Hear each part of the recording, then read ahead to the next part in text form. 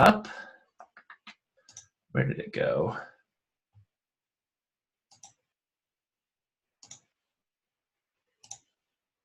That's the one. There we go.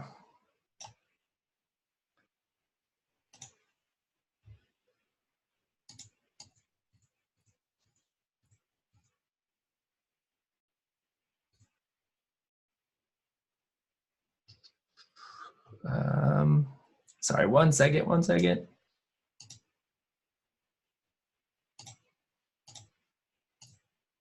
Okay, perfect.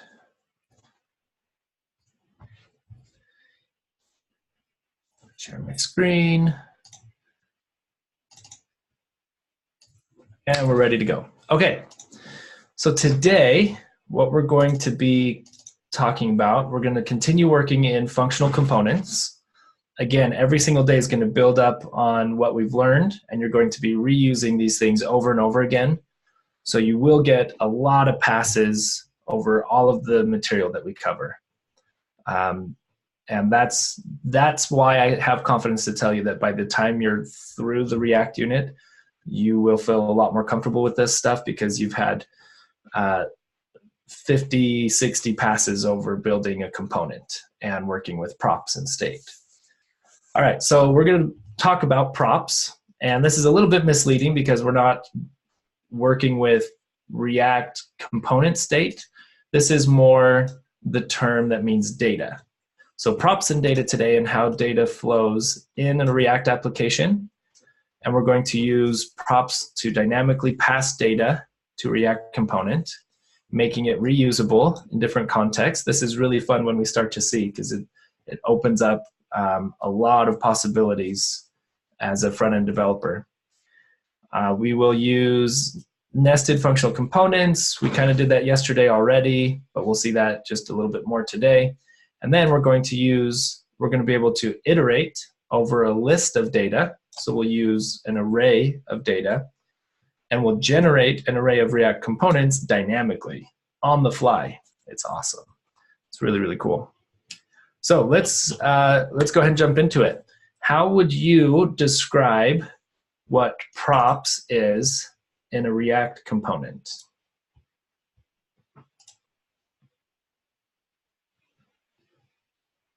Yeah, they're properties. Props is short for properties. Good. They are immutable, which means when a component receives props into it, you can't change that data that it's holding. So it's immutable. You cannot mutate that data. Yes, they're variables that are holding data. Good, I like that. I don't think I've talked about props as variables. I like that a lot. Parameters, good. State that is passed to another component. And this you can, when we get into class components tomorrow, then we'll set up an actual state object. And so in that context, this is true. And in the context that where state is just data that's available in our application, that is true as well. Oh yeah, the way data is passed around from component to component. Awesome. Perfect, yes, thank you for this. Props inside a component is simply an object literal. It is just an object with properties. It's something that you've seen many, many times over the past few weeks. It is just an object with key value pairs. And we'll look at that today and see how that is true. The blood of our application, awesome. Okay, yeah, really, really good. I want to show a quick example, and then we're going to do a little bit of whiteboarding to see how this works in a React application, and then we'll build the let's see, we want, this one is where we're going to get to today. So we're going to build this project out for today. We're going to have a list of Hogwarts students, yay, our very best friends. And we're going to build this in a React app. So that's where we're going to get to today. Also, let's just take a look at the project for today. Oh, I got to go back to this one. All the way to the bottom.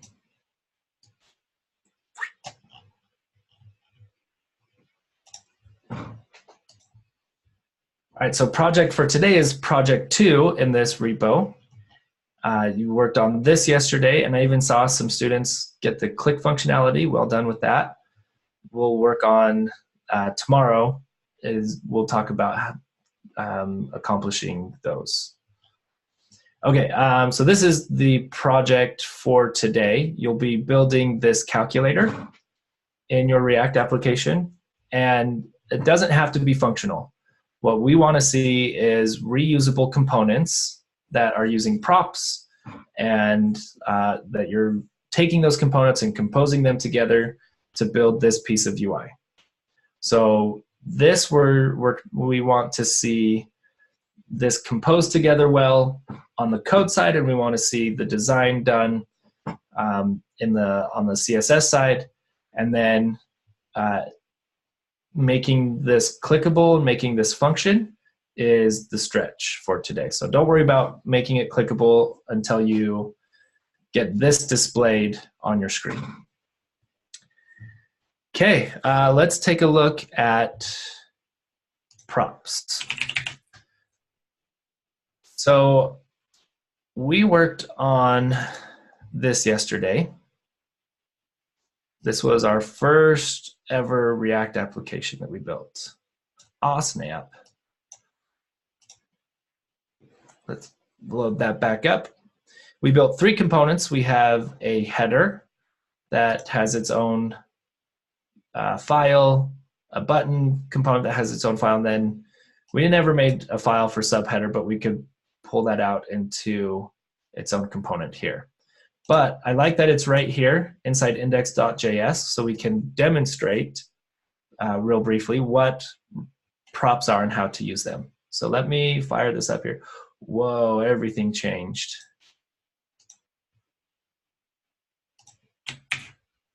Crazy. Okay, so here's our live session. And then here is the sandbox, actual sandbox link. Okay, so let's talk about what props are and how we use them. For this subheader, we're going to take this text out, and we're going to pass this down as a prop rather than just hard coding this text inside this H2 element. I'm going to close. Nope, that's not what I wanted to do at all. Uh-oh. Let's see if my live session breaks. Are we still live? Creating session. Hide notifications, classroom. Okay. Can I type? Okay, we're good to go. Sorry, there we go.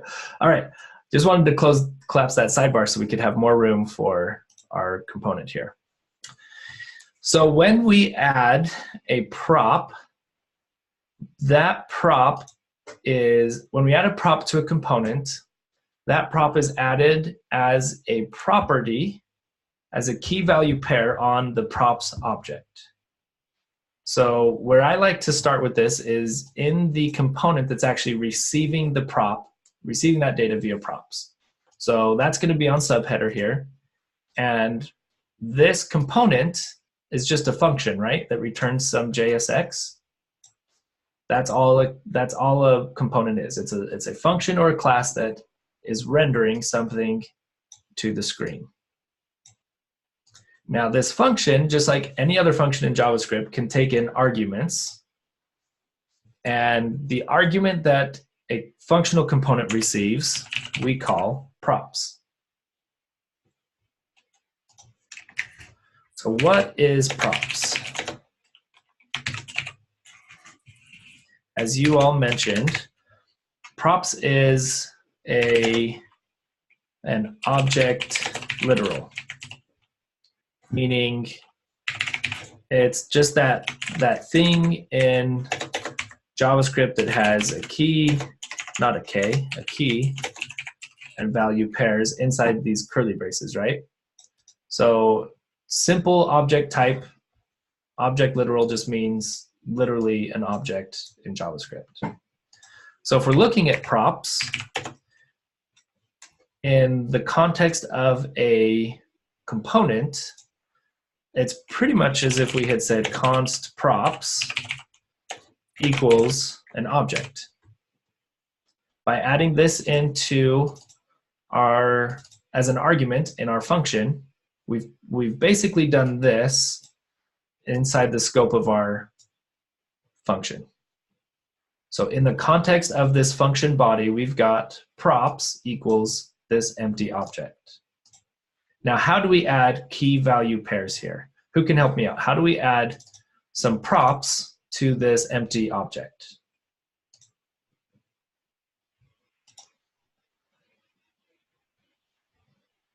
Not JSON. Good guess, though.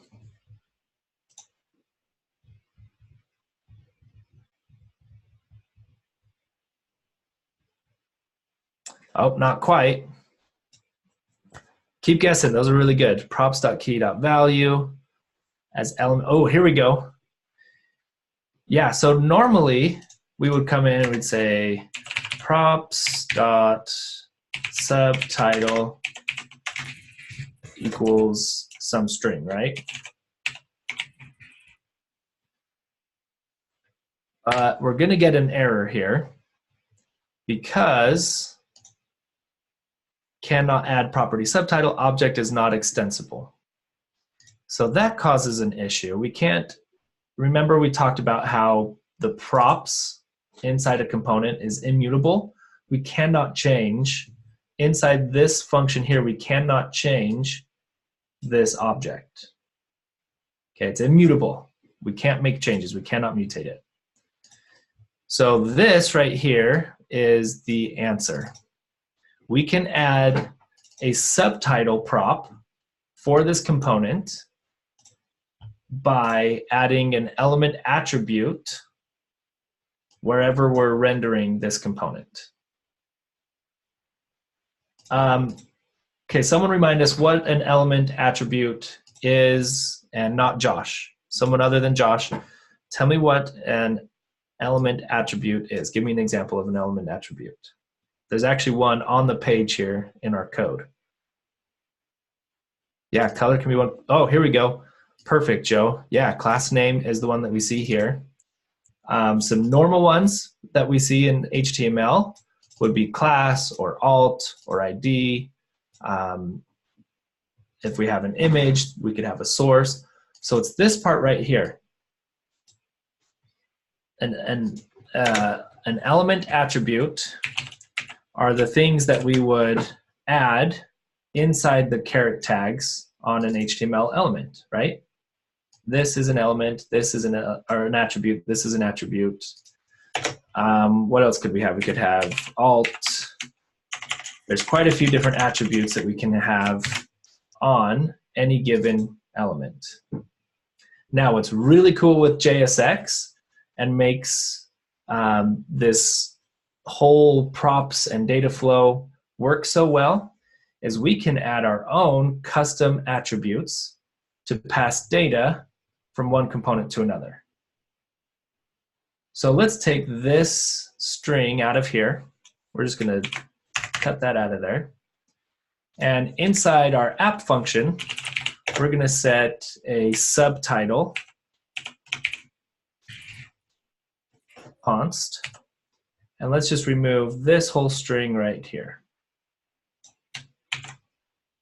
and put it up here. Now we want this data. We've got some data here in our app component that we want to pass down to subheader, so our subheader can display this data inside these H2 tags. And the way we're going to do that is where we're rendering subheader, we're going to add a custom attribute. We'll call this prop. Let's see. There was a way I wanted to do this. I lost it. That's okay. We're going to call this prop data for now. Now, inside JSX, we're used to seeing quotes after attributes, right? If we want to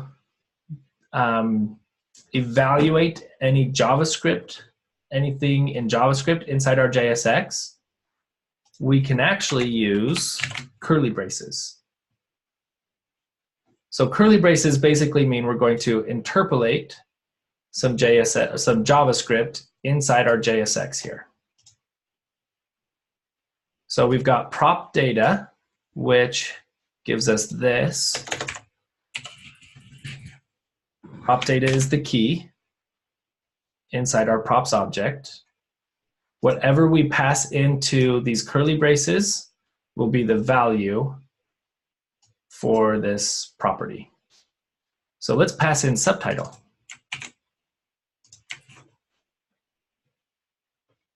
Hey, look at that, we're not broken anymore.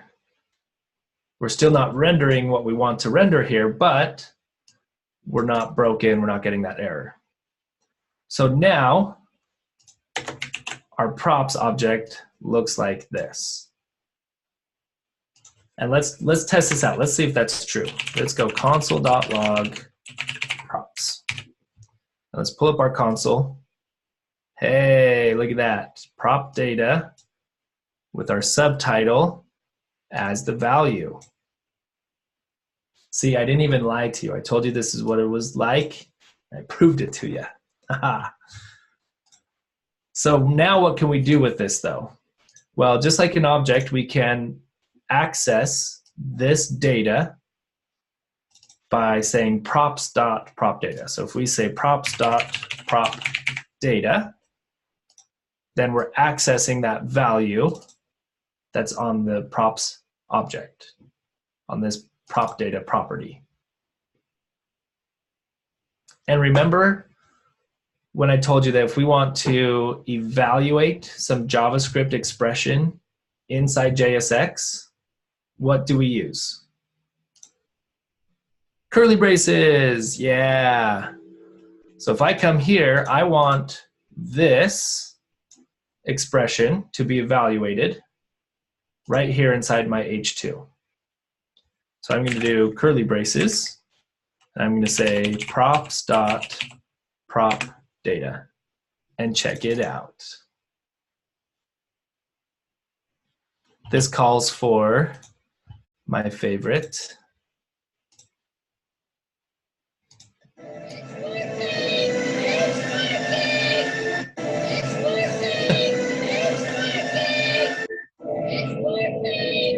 This is literally a 20-minute loop of Anakin saying it's working.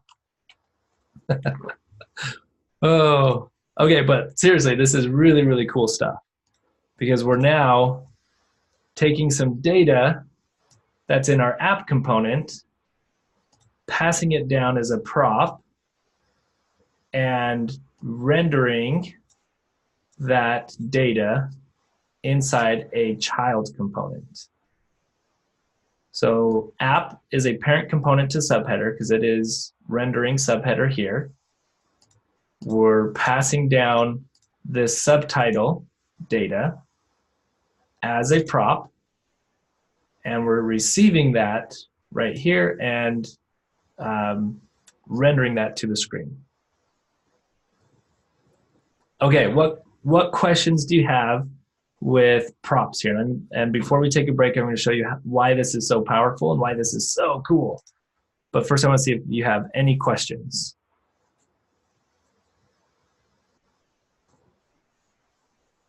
It does seem like more work, but once you're in a very large application, then having your state managed in one place, having all your data managed in one place, and then passed down as props really saves your life a lot. Okay, so here's some good questions. Could we use a constructor and give it arguments to do something similar? We're going to talk about classes tomorrow. We're not going to use a constructor in that way, though. We're still going to use props. But yeah, we'll go over that a little bit more tomorrow. Good question. Why is it console logging twice? Yeah, that might be it. Let me see. Let's see if we can refresh this. Okay, so it just does it once. Then if I change something and it re-renders, then it shows back up. Yeah, I don't know why it's doing that. Sometimes the console does weird things that I can't explain. Can you repeat that flow of the prop from parent to child? Yes, absolutely. Where did that prop data come from? Is it a variable? Does the order matter? Props. Okay. Great questions. I love it. So passing this way makes it global, sort of. I'll address that. It's not quite global. Subtitle is available inside this function, inside the scope of this function. Props.props data is available inside here, but I can't do something like console.log subtitle or props or props.props prop data. I can't do any of those. Those aren't available outside of these functions. So not quite global, but yeah, we'll talk about how that kind of fits in. Okay, yeah, let's take a quick break and then we'll take another pass at this, but we'll do it on the whiteboard. So we'll take a look at that all on the whiteboard here and all of these questions. So I'll see y'all in 5 minutes.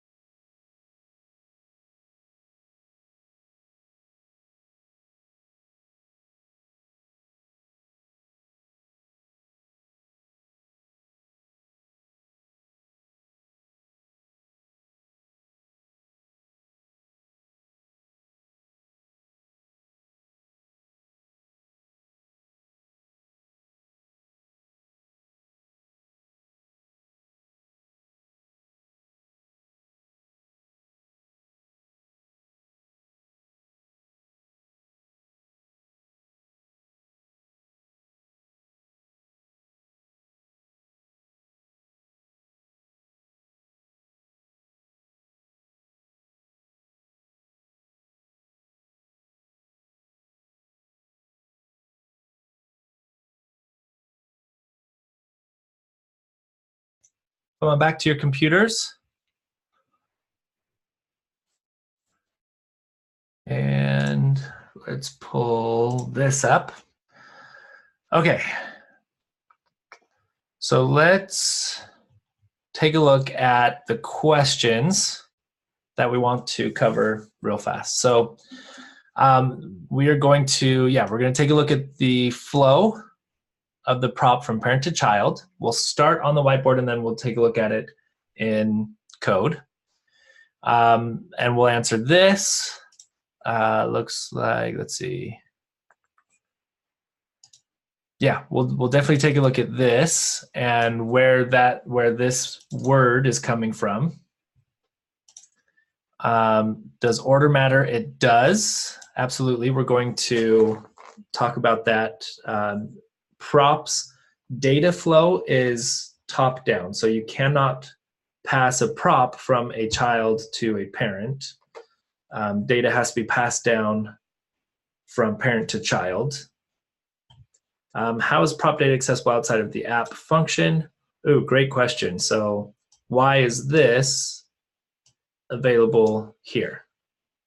So even though this is inside our app component, we're somehow rendering that data here inside our child component. When does subtitle become prop? When is it declared? When subheader renders? Whew. Yes, lots of good things there. Okay, we're going to go through all of this one more time, and hopefully it helps clear up some of these questions. If it doesn't, then ask again, please, when we're done here. Okay. While in const subheader, can we use this .props data? This will be not inside a functional component. That'll be inside stateful components, inside class components, I mean. Okay, great questions. Let me pull these back into view here. And there we go. All right, so props and data flow. Bring my, oh, actually, I need to not share because you need to see my video. There we go. All right, I always forget which ones are good and which ones are not. That one's not good. I think this one's good. So oftentimes how we describe React applications on a whiteboard is just with circles like this that display components. So we've got, I believe, 3 components being displayed in app. We've got header, we've got subheader. Oh, this is camel cased and button. Man, that marker's dying. That's been a good one. Okay, sorry, one more second. So we've got our app component here. And we're rendering, we're not going to worry about header or button. What we want to focus on is subheader, because this is the one that's receiving data via props.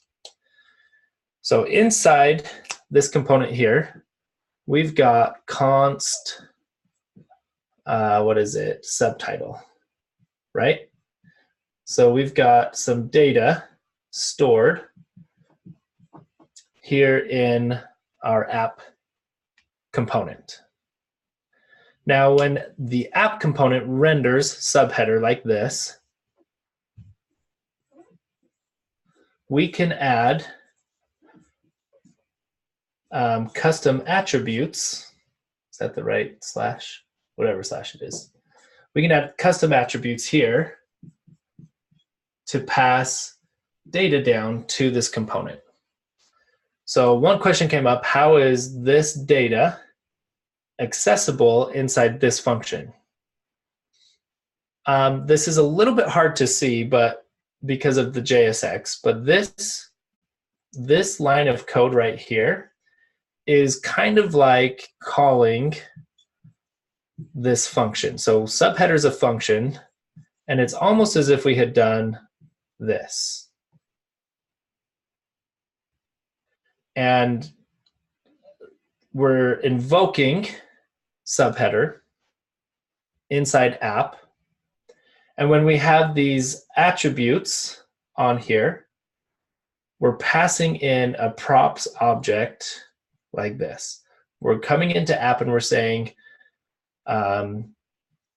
const props object, we'll call this props object, equals, and then it's an object, and any attribute that we put here on this line of code gets added as a property, as a key, and then whatever we pass inside here gets added as the value for that key.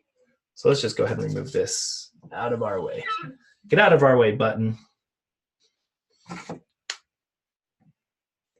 Okay, so for example, in this, in our example up here on the whiteboard, we would have attribute as the property, because that's what we declared right here. And then let's just pass this the number 2. So then we have the number 2 passed in as the value for props object dot attr. And then inside our app component, we're invoking this function. So subheader is a function, right? We're invoking this function and passing in props object. So now inside this function, when we declared this function, we said const subheader. I'm just going to shorten this. And we're taking in an argument called props, right? Let me just bump this over a tiny bit.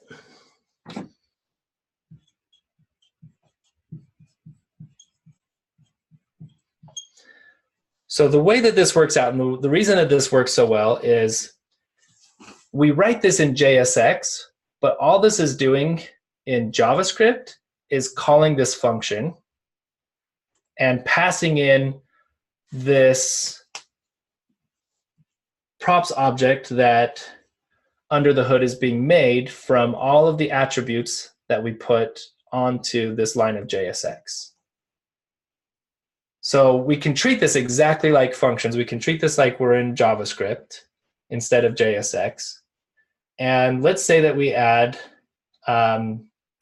we've got adder equals 2. We'll keep that. We'll pretend that that's still on there. We'll extend that our component way out here.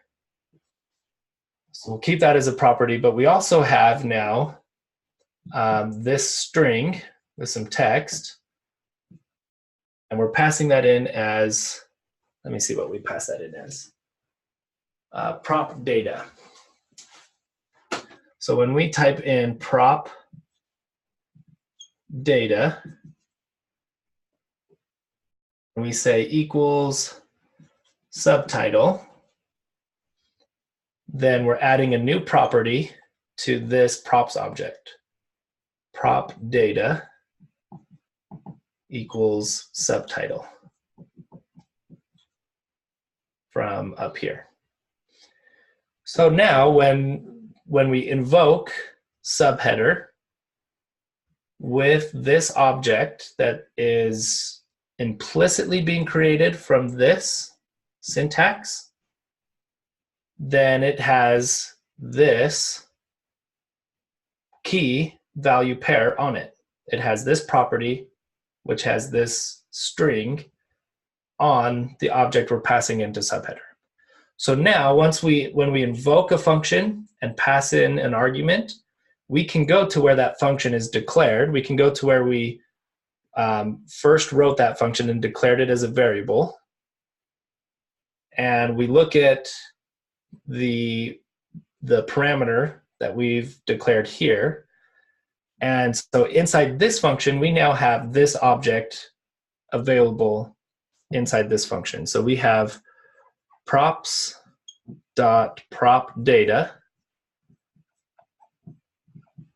available, and this string here has been passed down to this function. So it all comes with this magical line of JSX. So real quick, just an overview, a quick overview, a repass of this. By typing out some JSX here, implicitly, or under the hood, we are invoking this function, this functional component. We are implicitly creating a props object and adding properties with whatever attributes we've added on this line of JSX. And then that props object that was implicitly created gets passed in to our implicit invocation, which passes all of that data as props to our child component. Phew. Okay, I'm gonna leave that up. I'm gonna take a look at Slack and see how we're feeling. We'll even run a poll to see how you feel with this so far.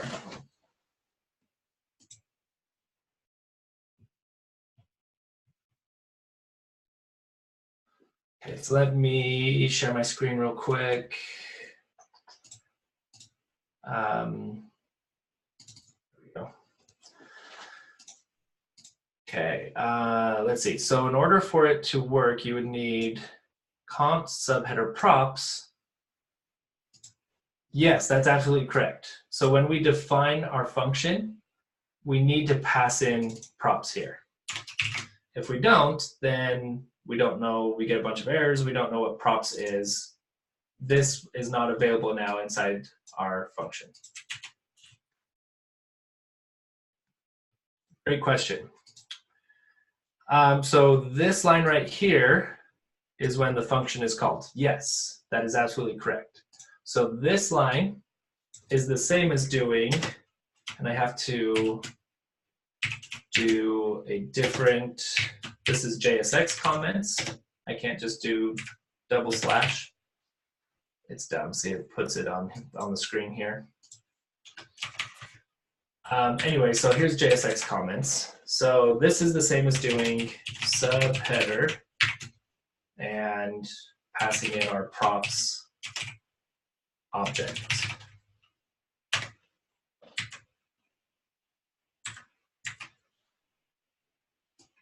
From our whiteboard example.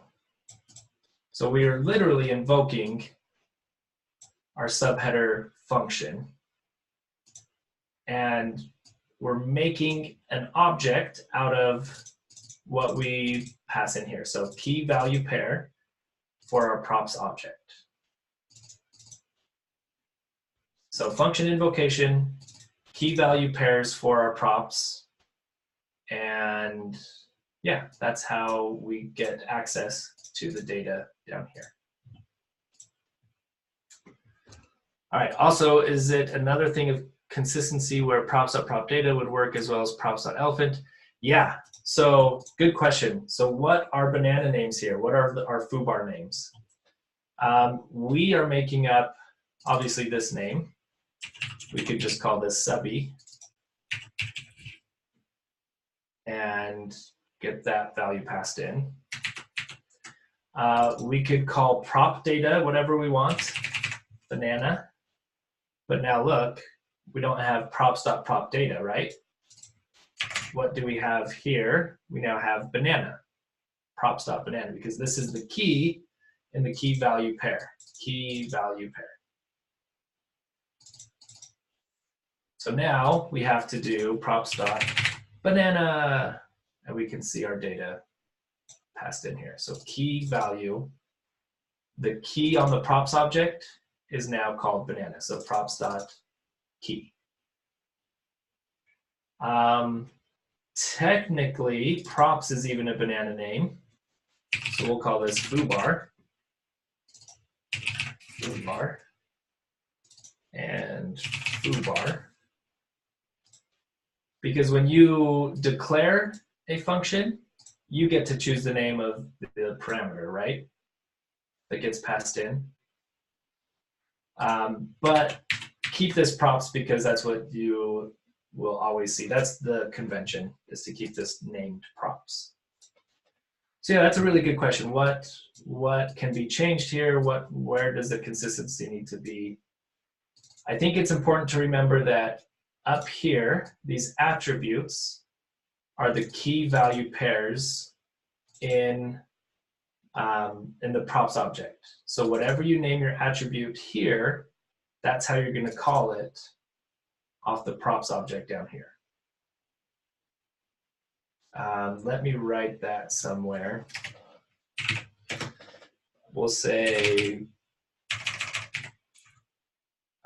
element attributes are key value pairs on the props object.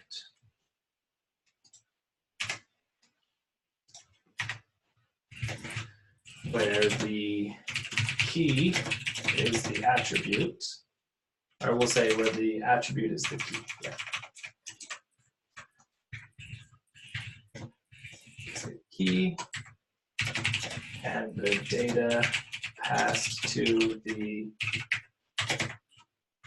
attribute is the value. Okay, good questions. Let's see.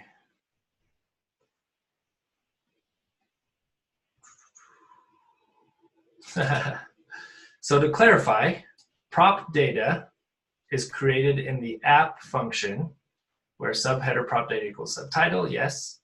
And because subheader is a child of app, it has access to object key value pairs, sort of. It only has access to those created on this specific line. So if I do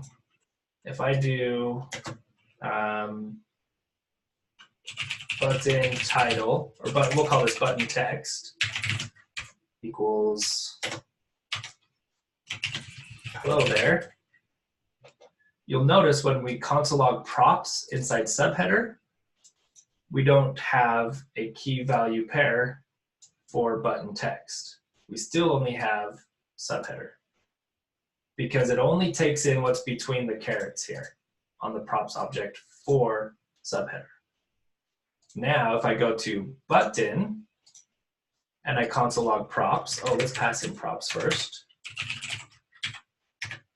And I console log props, and we'll say inside button.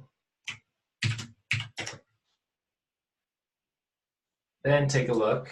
So inside button, I have button text, and we'll refresh this so it doesn't do this twice. There we go. So inside subheader, I have banana, because that's what is right here. And inside button, I have button text, because that's what's right here.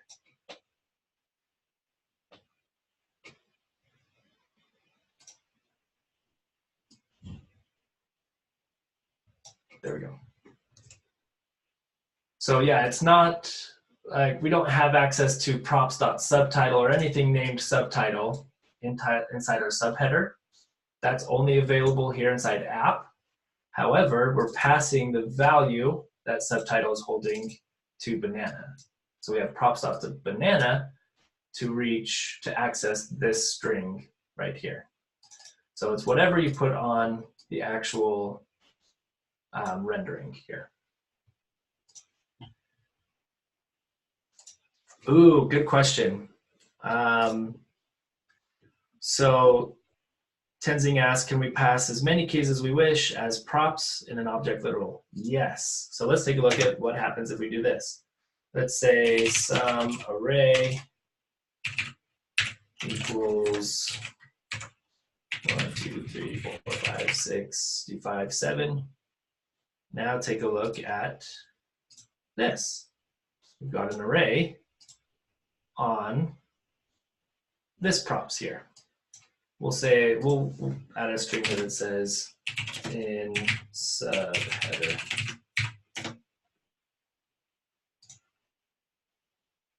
So in subheader, we now have banana and some array.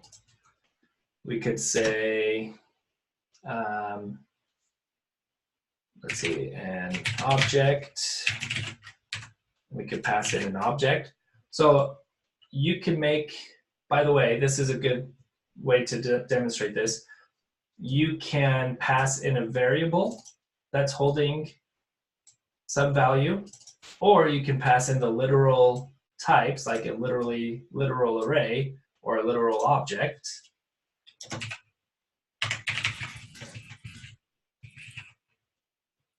And then you'll get that object passed in here. Now you'll notice that this is getting kind of long, this line. So we kind of want to clean this up. And your linter will do that for you, but let me just show you what we do to clean this up. So we drop these down and indent them onto their own line, like this. And then the closing caret gets dropped down and lined up with the opening caret. So closing and opening carets line up, attributes are all indented. And then it's just easier to see everything that's going on here. So let's do another one. Let's do a number. Let's pass in 678. And there it is on our props object. Ooh, watch this one. Let's do another variable. Let's say const some func.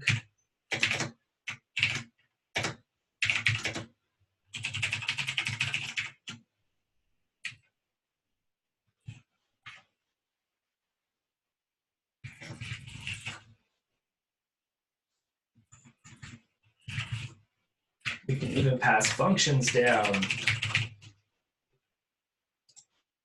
We get a function passed down as a prop. We're going to talk about how to use this. This is really powerful, but we're not going to worry about functions today. We're going to do that tomorrow and the next day. So here's just an example of, yes, you can pass down as many props as you want. They can be all different types. They can be functions, objects, arrays, numbers, text, whatever you want can be passed down as a prop. What I want to stress here is that this part here. So when you are rendering a custom component inside these carets, when you're rendering this as a JSX element, it's pretty much the same as invoking that function. And when you add attributes to that line of JSX, it's the same as creating a large object or a small object, but you're creating an object with key value pairs and passing that into the function invocation.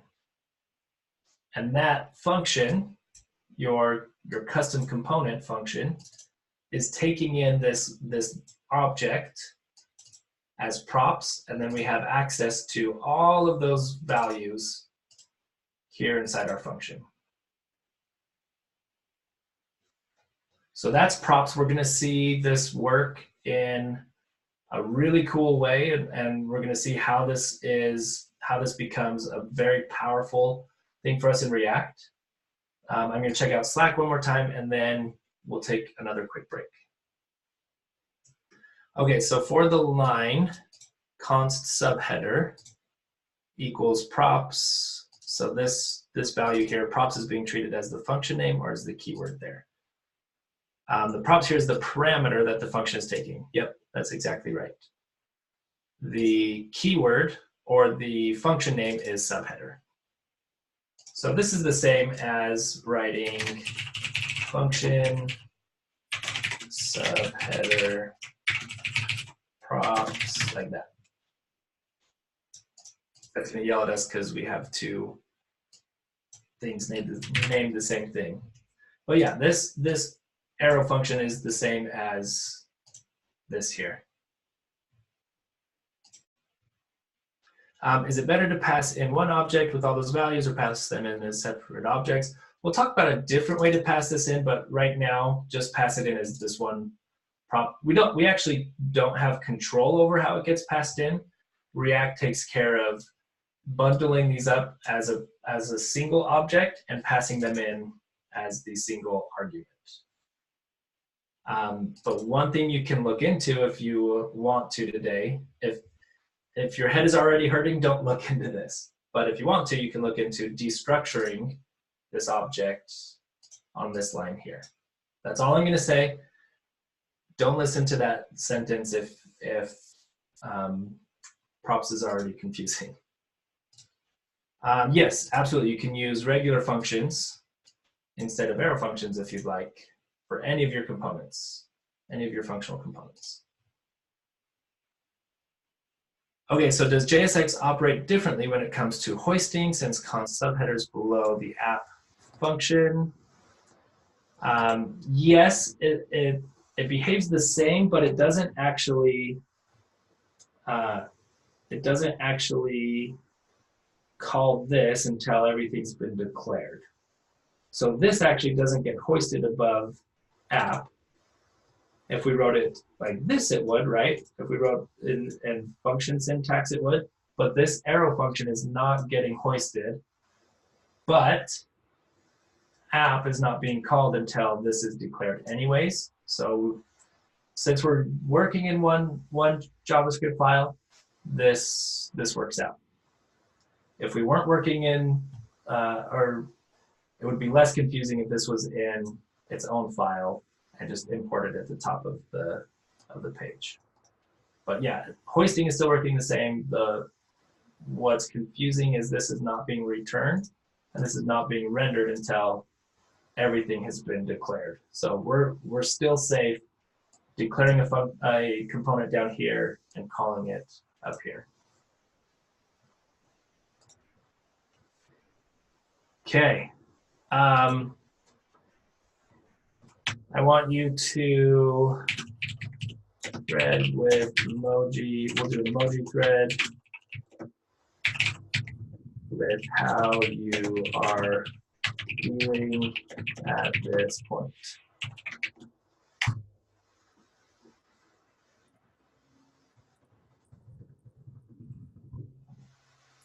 So send your emojis here or react with them on the post. With how you're feeling, we're going to take a 5-minute break, and then we'll come back and we'll build out our cool Harry Potter app.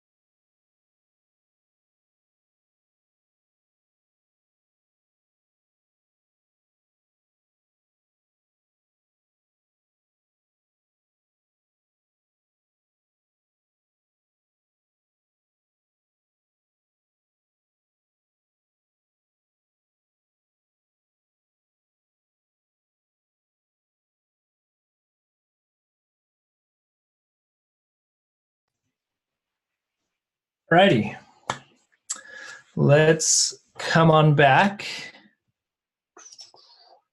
and let's see. Take a look at our emoji thread here. This one is amazing, by the way. That's awesome. And yeah. Oh, Josh, that's a good one. Okay. This is good. I expected, oh, here we go. So we've got a couple, what's going on? Good, thank you for sharing those ones, because I'm sure there are a lot of students in this boat right now. Oh yeah, that's a good one. Yep, this is fine. House is on fire, doesn't matter. We'll get through this. Nice. Okay. So let's take a look at a project here. So this is a good example of just how we pass props, but let's actually make this do something a little bit more useful. So I'm going to stop this live session, and we're going to jump into this project here. So how do I fork this project? Everything has changed. Fork over here. All right. Here is the app we'll be working on for the rest of the day today. And the live version is coming to you right now. Oh, well, I think it is. I did something. Okay, connected to live. There we go. So here is the live link. Just delete those. Okay, here we go. So let's take a look at what we have in this project. We've got our app component here. We're importing Hogwarts students from our components folder, and we're importing our styles.css. Okay, then we're taking this Hogwarts students component and we are displaying it or rendering it here inside our app component. And then we're doing the regular root element and React DOM render stuff down at the bottom. So let's go to this Hogwarts students component and let's see what is going on here. Whoa, got a lot of craziness.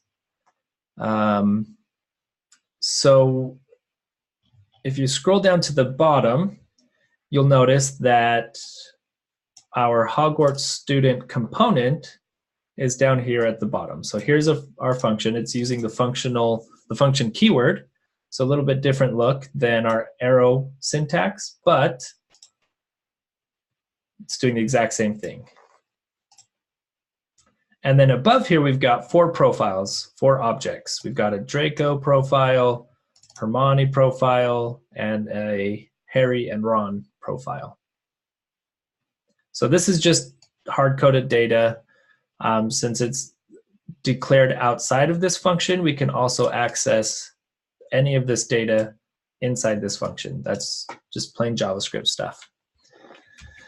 So what we want to do is we want to build a component, a student component that's going to take in a student profile as a prop and display that information dynamically. So we're going to build one component that can take in any of these 4 objects and display these cards with the info from these objects. So to start, we're going to go up here to our components directory and we're going to create a new file. We're going to call this student.js. So go ahead and create a student.js file here. And then there's 3 things we have to do to build a component. Do you remember what those 3 things are? test time. Okay, number one, import React, good. What's step number two? Oh, nice, yeah. Import, define, export. Good job. So we'll import React from React. Then we're going to define our function. So for this app, we'll keep using the function keyword. There really is no big difference between the two. You'll see both kind of equally in the world, so we'll kind of jump back and forth, and then we'll eventually just end up doing mostly arrow functions after this week.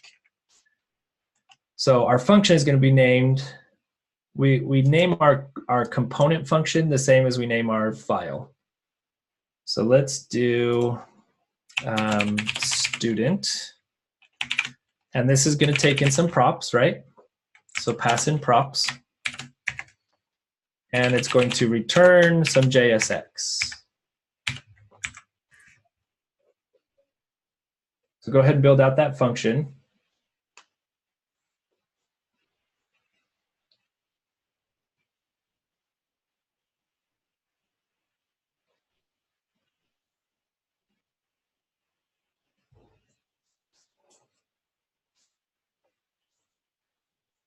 Then we're going to export default student, like so.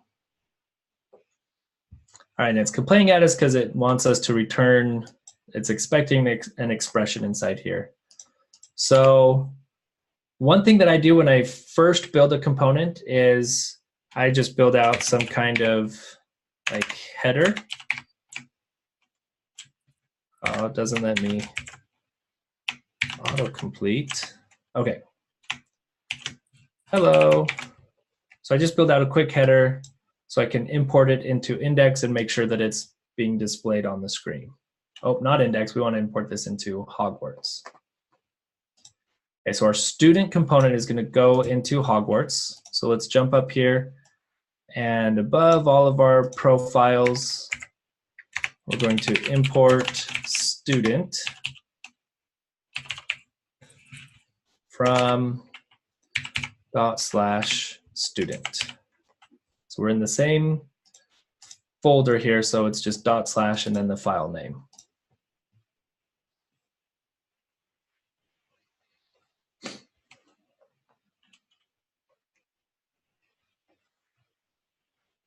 All right, now we're going to go to the bottom, and we'll just really quick display student. Make sure, and there it is, to make sure we can get that displayed on the screen.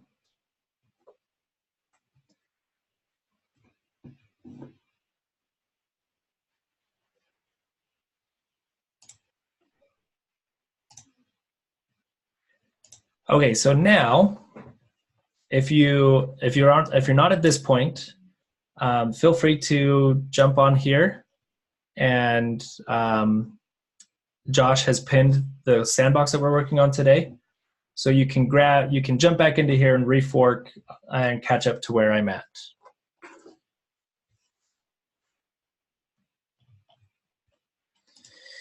Okay, awesome. So we've got our function working. Now what we want to do is we want to display some student information. So let's start with our Harry profile. We're going to pass this down as a prop to our student component. So we're going to say student prop equals, and then curly braces, and let's pass in Harry profile like this.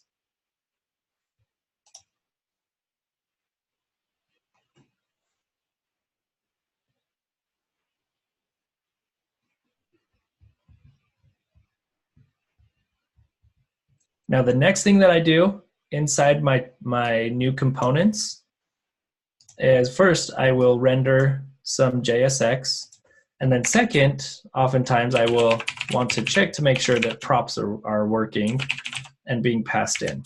So let's go ahead and console log props. And if I pull up my console, oh, something happened. Expected, oh, student 4. Where did my line numbers go?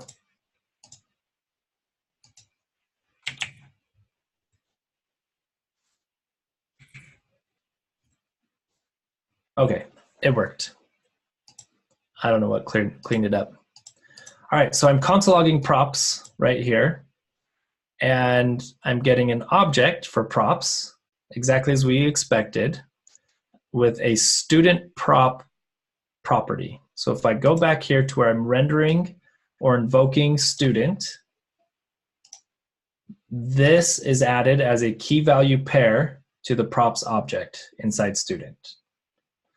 So I expect that that key value pair shows up when I console log props, and it's right here. So student prop is the key, as we can see over here in our console log, and the value for this particular key is the Harry profile object. So we've got name, identity, image, age, best friend. So let's say I wanted to console log just Harry's name. What would I do here inside student, inside this console log, to console log just his name?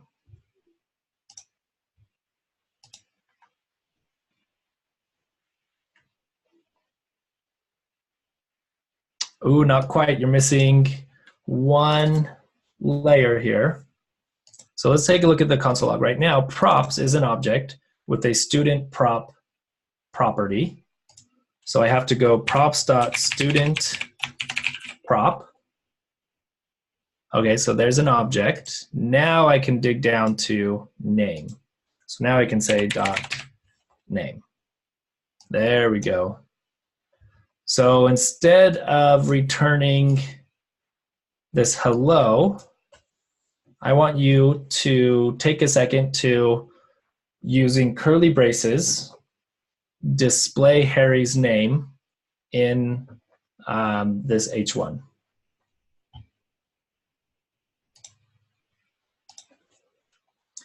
And then I'll come right back to this question after this. So tasks.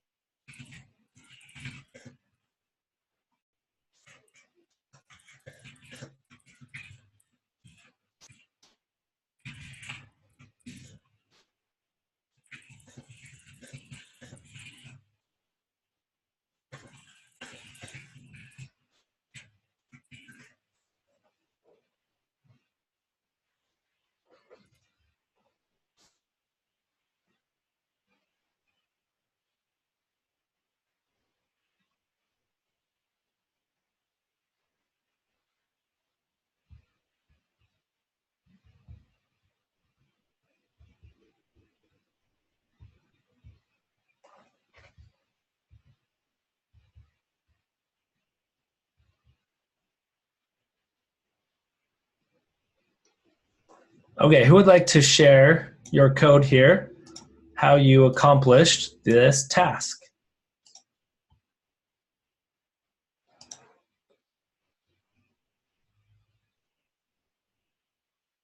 Oh, nice. We got 2 going on here. I like it. Let's take a look at some of these other ones. So here's one, console log props. So return h1 props.studentprop.name. Great. Yep, everybody showed that. Oh, there we go. So we're getting the Harry Potter preview. Let's take a look here. So if we go into student, then we see, nice. We are destructuring student prop from props and name from student prop. There's that destructuring word. Cover your ears and eyes if you don't want to look into that today. Awesome, great job. Let's see, then we've got Jeff's here.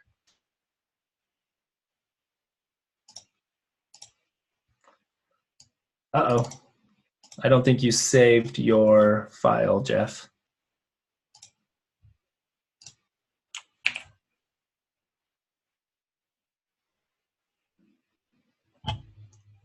That's right, we can come back to that.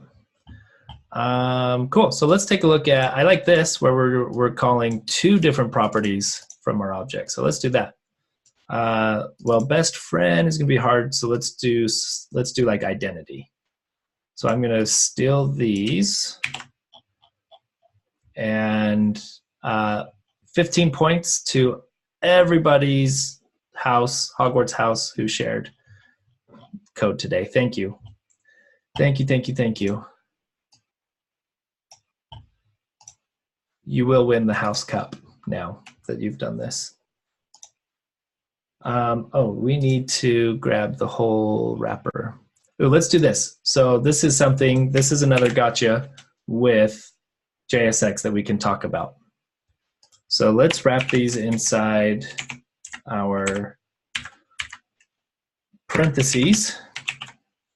And you'll notice we're getting an error. Oh no, what's going on?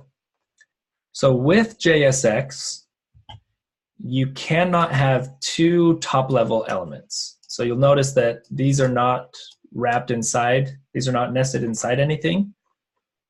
And so this does not work. This will throw an error. Your top-level element, there can only be one top-level element. So if you want to render two things, there's two ways to do this. You either have to wrap them inside like a div, like this, which is, ends up happening quite often, and now it works. Or we can use a special React thing called fragments, where you remove div out of there, and that still works. We'll go more in depth in this later, but that does work, strangely enough. Or the way I would suggest not doing it, but still a valid way to do this, is to make this an array. But since we're now evaluating some JavaScript, we have to throw those in curly braces. Nope, I thought we did. Maybe we don't. Oh, we just need the comma right there.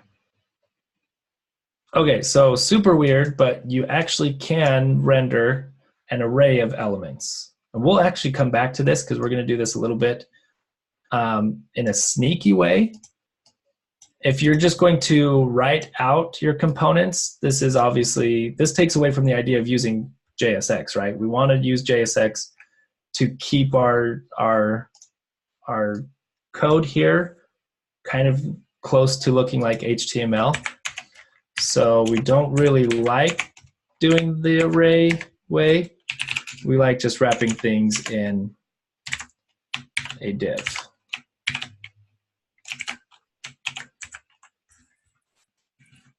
Like that.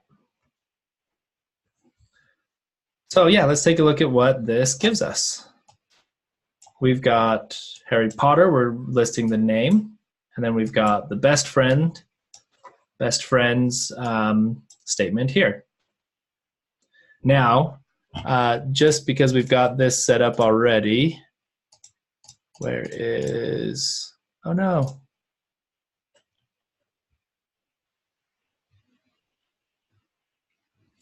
Let's go into Hogwarts, and we're going to wrap a div just for styling. Div around student, and with the class name class list.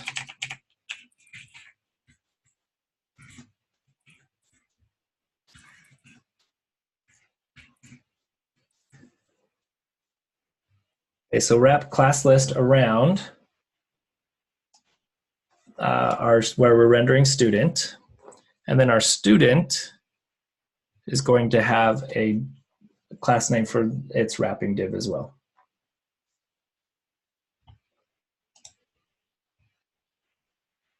So I'll let you get caught up here inside Hogwarts students, and then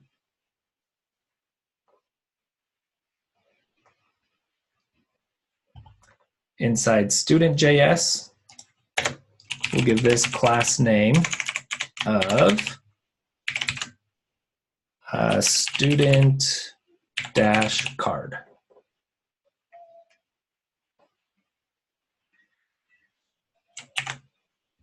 But our text is white, so we need to fix that as well. So let's finish building this card out with all the information that we have for our student, and then we can see our student being built up here. So let's take a look at what info we have here.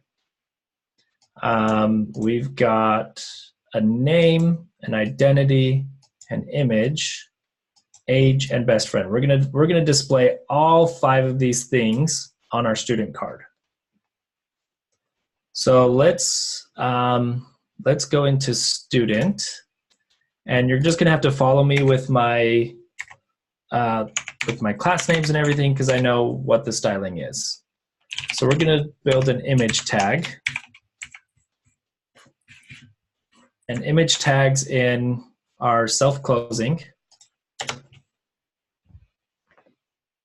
So we're going to have a source, which is going to be, let's console log, well, let's remove this source for a second so we can see this console log work. Let's console log props.studentProp. So we've got props.studentProp.img is the image. So that's going to be our source. So source is props.studentprop.img. Oh, not /img. I was like, oh, that didn't work. Okay, cool. So there's Harry Potter. Hi, Harry. And of course, we want to add an alternate. So the way we do that in React is still with curly braces. Let's just grab his name. So we'll do, I don't want this to wrap. Stop wrapping.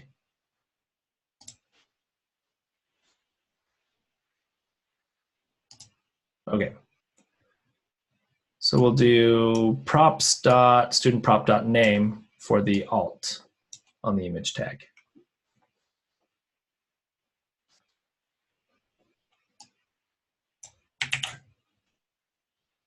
All right, so that is our image. Now we're going to wrap all of our info that we're going to put down here inside another div. So declare another div around our 2 H1s, like this. And the class name for this is going to be student-info.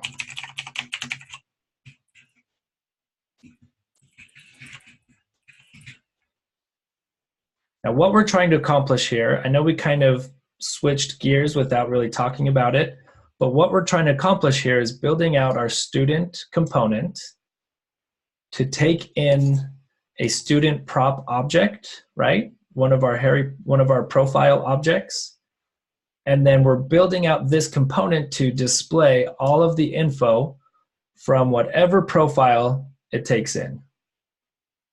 So we're making this component dynamic in such a way that it is going to display info for us depending on which student we pass in here. So let's finish this up, and we're going to turn the name into an H3.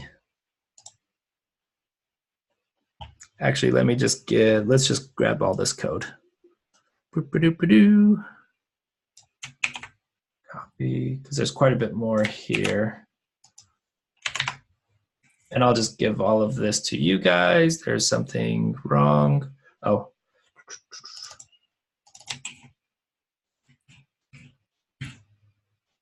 There we go. Okay, so this is what we want to end up with. Harry Potter. Now, check this out. We haven't seen this yet, but this is really cool. In our code here, we can add text outside of our curly braces if we just want that static text to show up. So if we take away, it might look a little confusing with the strong tags here. So if we take away the strong tags, just for a second, then we can see that we have hard-coded text inside our p tag, along with our interpolated text inside our curly braces. So don't be afraid to mix the two. That's totally fine to do that. All right, I'm going to give you this entire function here, and we're going to do one cool thing, and then we'll go to break.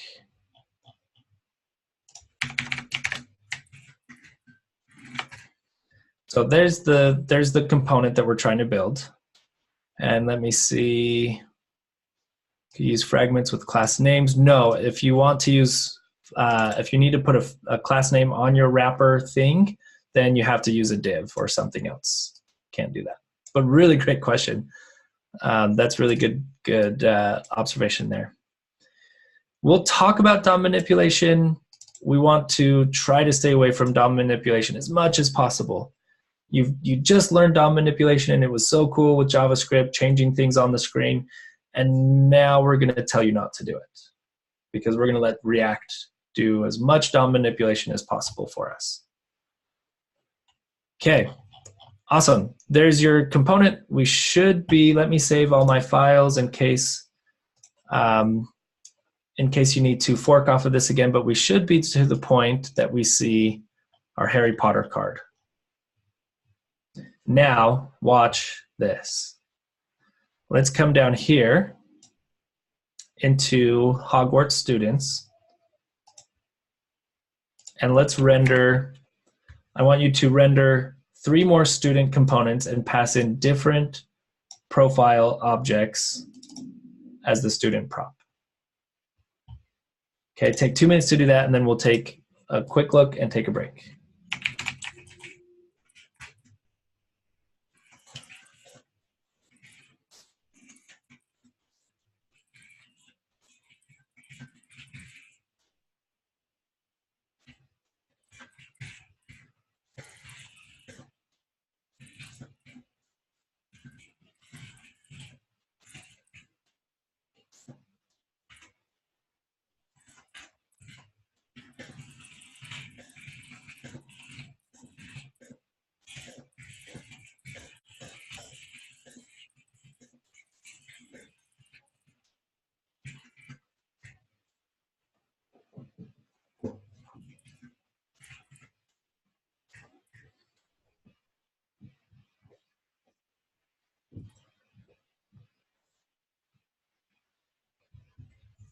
When you accomplish that, you'll see that there are going to be other cards, other student cards with the different information.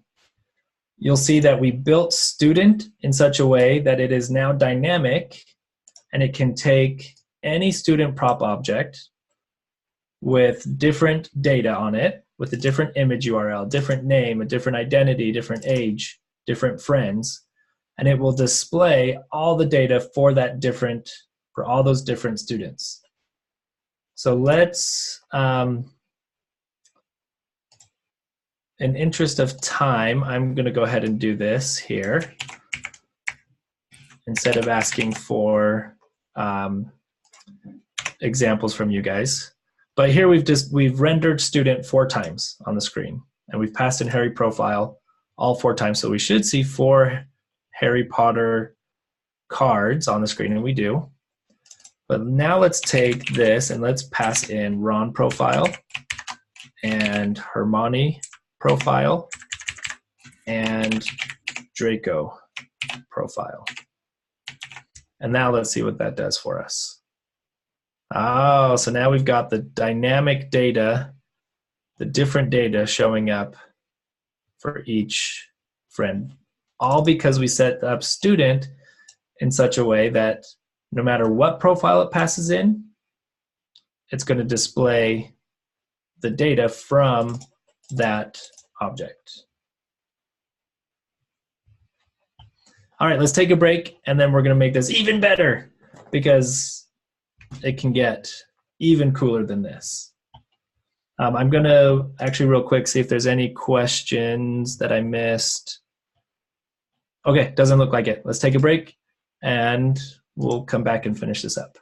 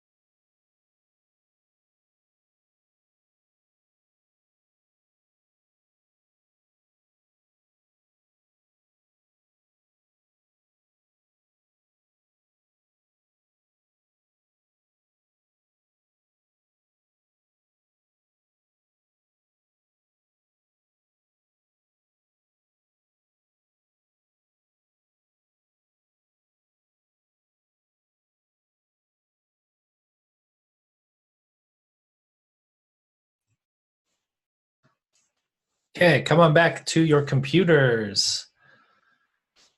Oh, this is the wrong one. Okay, two things here.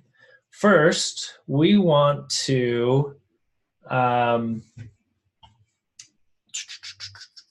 going to open up this application in another window like this.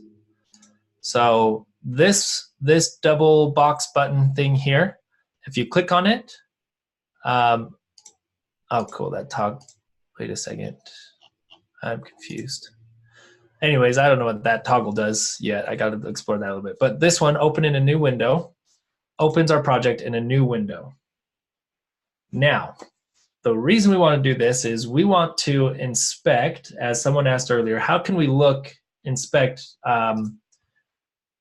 React components? Because when you go into the elements and you inspect here, all you see are the HTML elements. Now, this is really, really cool. This is actually something that is so nice about React that doesn't happen with other front-end languages or front-end frameworks or libraries. When you do something with Angular or Vue, there's a bunch of extra junk added to the HTML, where with React, they strip all of that extra stuff out that you see in other technologies. So this is actually really good because it makes our app a little bit more performant. But it's kind of bad for the developer because how do we see what's going on with our components? So, introducing the React Dev Tools. So if you're on Chrome, I'm going to drop this link here. If you're on a different browser, you'll have to go find your React Dev Tools for your browser. Add this to Chrome, and let's see what this does. So you may have to refresh your page. You may have to restart your browser. I'm not sure. It's been a long time since I've had to add this. It's just always been on my Chrome. So if you click the double arrow over here inside your DevTools and click React, we now have a React tab. And check this out. So here are all of our components. So here's our app component. Here's our Hogwarts student component, plus the HTML that's being rendered by those components. Now, why is this awesome? Because click on any of these student components that's being rendered, and you can see the props that are being passed down to that component. So as you know, we're passing, because we wrote this, we're passing a student prop down to student. So inside student, we've got props.studentProp, right? So in our React tools, we can see props.studentProp. And you can inspect this prop and see, okay, this is the, let's find the name. This is the Ron Weasley student card. If we click on this one and expand student prop, this is the Harry Potter student card. So this tool, you don't have to console log props every time. If you want, open it up in your browser, click on the React Dev tool, click on the component you're trying to render, and take a look at the props sidebar over here. Tomorrow, when we get into class components and we're dealing with class state, we'll see the state object up here with our props object as well. So this is a really, really cool tool. If you feel like you need to dig way down and get into something that's really nested, you can even search inside the search, and it's got a pretty robust search capability. Or if you want, you can click this little target guy. When it's highlighted, click on some element, and it will dig down for you and find that element. Oh, cool. It even does that. It works with the search.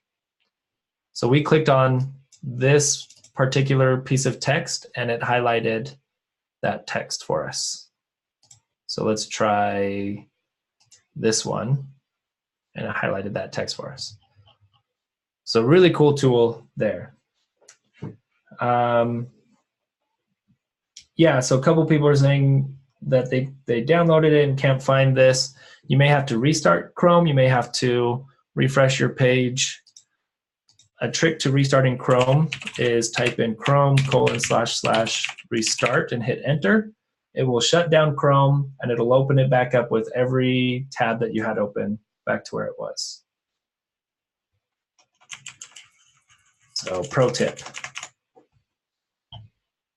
Okay, that is the React developer tools. Let's do one last thing that's going to blow your minds. Remember how I told you that we can render JSX elements in an array? Remember how we talked about that? Well, let's change up this data structure a little bit, and I'll give you this data structure that you're going to replace all of these objects with. So I'm going to highlight every single object here, delete them, and then paste in my new data structure. So what this is an array of objects. I no longer have named objects. I've got an array of objects.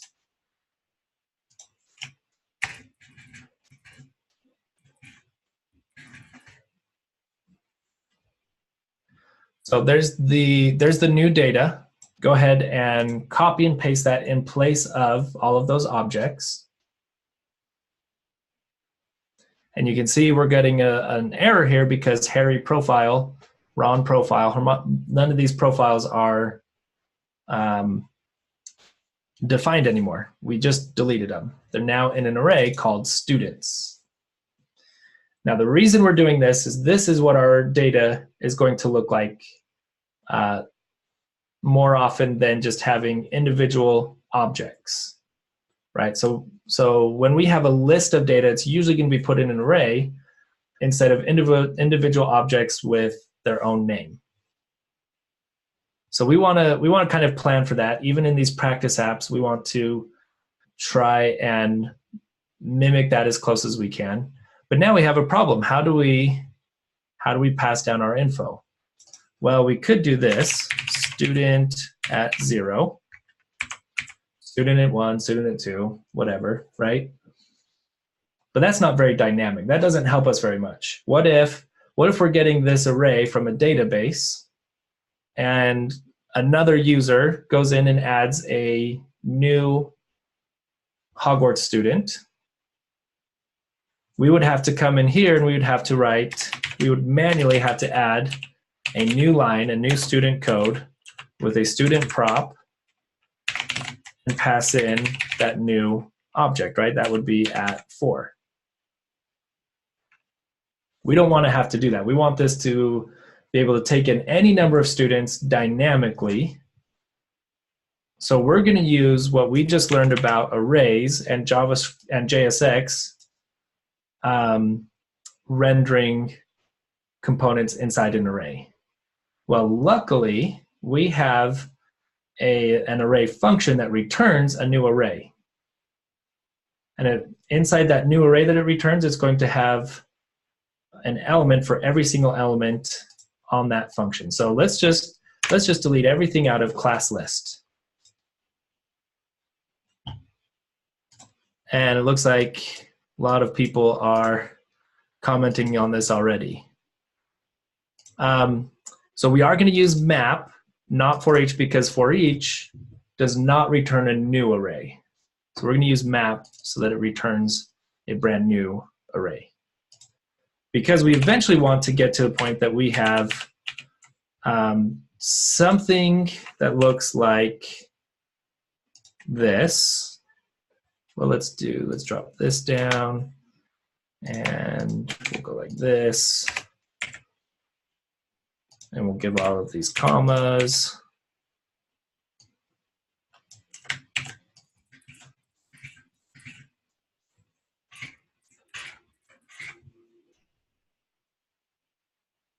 Students. Okay, so there we go. We're back to where we were before, right? But again, this is ugly.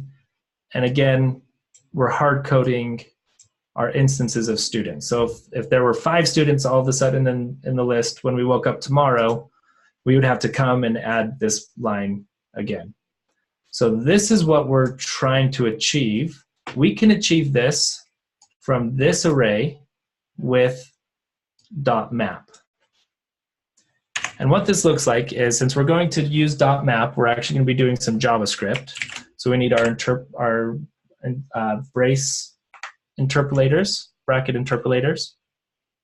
We're going to say students, which is the array that we just added, .map, and this is going to generate an array of whatever we return out of this function. So we're going to, .map takes in a function like this, right? We're going to look at one student at a time, and we're going to return some JSX. So we'll do our parentheses here to return something implicitly. So what do we want to return? We want to return a student component. And our student component, we know, takes in a student prop.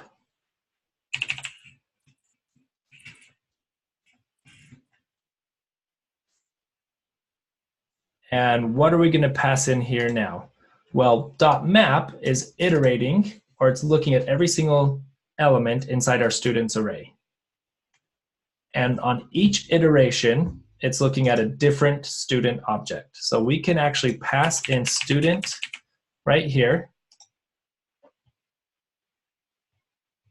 and it's totally working.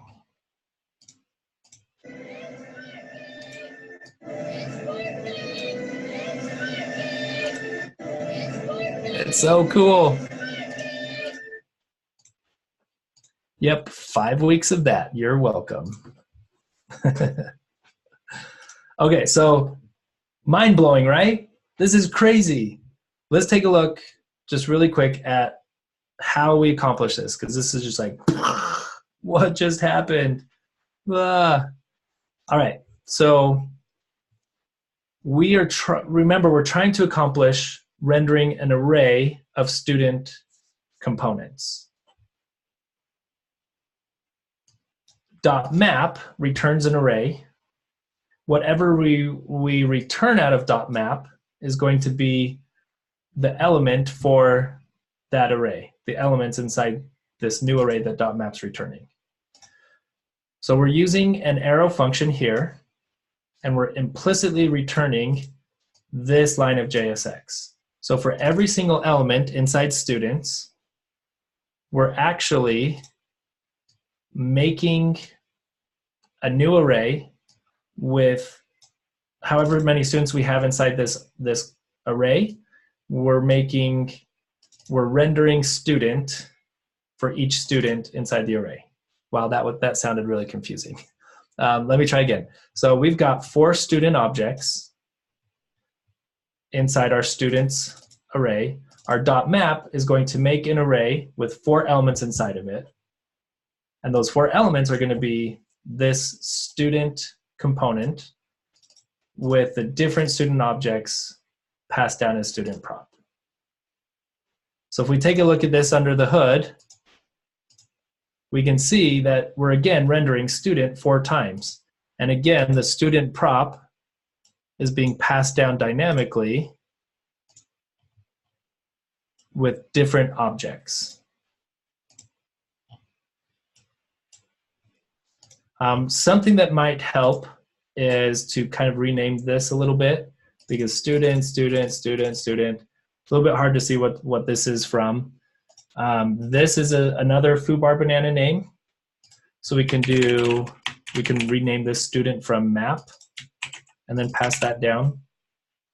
We know that this is our component, this is our prop, and this is our array.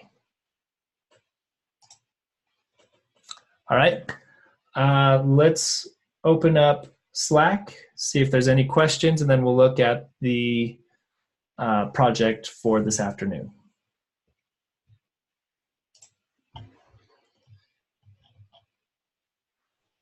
Okay, a couple people typing. Go ahead and finish typing while I pull up the project. Since we don't have any questions here, I think there was one earlier that maybe I missed. Maybe not. Okay, yeah, go ahead and ask your questions. I'm going to pull up the project again. We're going to take a look at this and chat about this while you go ahead and finish asking your questions. Okay, so for today, we are on Project 2, React Calculator. For this project, we're not going to give you tips on how to break this down like we did here. So for this project, we broke this down into components by drawing these squares. You get to make that decision now. You get to look at this design spec and say, okay, these white buttons look similar, so we're going to make them a component. These red ones look similar. Maybe those will be a reusable component. However you want to break this down is totally up to you. There's many right ways to build this, to architect and build this project. Okay, there's a lot of right ways to do this. Just think about the image and what potentially looks like a component. For the MVP, the calculator just needs to be displayed properly. Functionality will be part of the stretch assignment. Feel free to add any components you want. There are files in this project that are kind of a suggestion for, hey, maybe you could do it this way. But feel free to add other components and do whatever you want to build this out. This is totally up to you. So here is the Thinking in React article that we talked about yesterday. So it says, before you do anything else, read this. And if you don't, then it will, I was going to try and think of something clever that would happen, but I couldn't think of anything on the spot. So if you don't read this, you're just going to hurt yourself in the end. So this is really good information here. Take some time right after lunch maybe to read through this. It's maybe a 10-15 minute read. At this point, you should be able to understand most of what's happening here. Maybe not 100%, but it will. We want you to start thinking in React. We want you to start getting your mindset in this here. Oh, good one, Cameron. Yeah, if you don't read this, then your house will lose 50 points. Good call. Okay, cool. So there's the walkthrough of the MVP requirements and then the stretch problems. I'm going to jump back to Slack. There are a couple questions that came in. And let's see. Okay, not sure if it's too soon, but the training kit had some dynamic CSS by passing it somehow. I wasn't able to take that example into my other code. So, that's a good question. Let's see. When do we do that? So tomorrow, I believe, we kind of get into dynamic CSS. If you want to figure it out for today, that'd be awesome. But otherwise, I would just say kind of keep everything a class name and throw it into your styles CSS. So class list has some styles, and we put that class name on here. So yeah, don't get too confused over this yet. But yeah, it's either today or tomorrow or Thursday that we will actually do some dynamic CSS stuff. Okay, yeah, good question, because this definitely is a lot of information. Steps to absorb. Would you recommend going over it again sometime today? Yeah, again, I think this, you're used to the first 5 weeks of this program, you're used to reading training kit, seeing the lecture, feeling comfortable with it, applying it in a project, and be like, wow, I learned that today. That's awesome. And that's really, for the most part, that's all it took to learn the material from the first unit. This unit is completely different. This is going to take a lot of extra practice and a lot of extra time to start to absorb everything you're going to learn in this 5 weeks. So yeah, what we found is a lot of students are rewatching the lecture after lunch before jumping into the project. Maybe throw it on double speed and take an hour to rewatch the lecture. A lot of students are looking at tutorials and kind of in your spare time building stuff that you find on the internet that go over these. In fact, I'll give this to you now. I usually kind of wait towards the end of the week, but I can give this to you now. Did I save this somewhere? Okay, yes, I did. Let me just go to my pinned one. Okay, so I'm going to give you this tweet here, and both this one, there's a lot of really good resources on this, and on the tweet inside of this, there's a lot of really good resources here. Just a bunch of tutorials on, or a bunch of beginner-friendly tutorials. So let me pass this to you guys.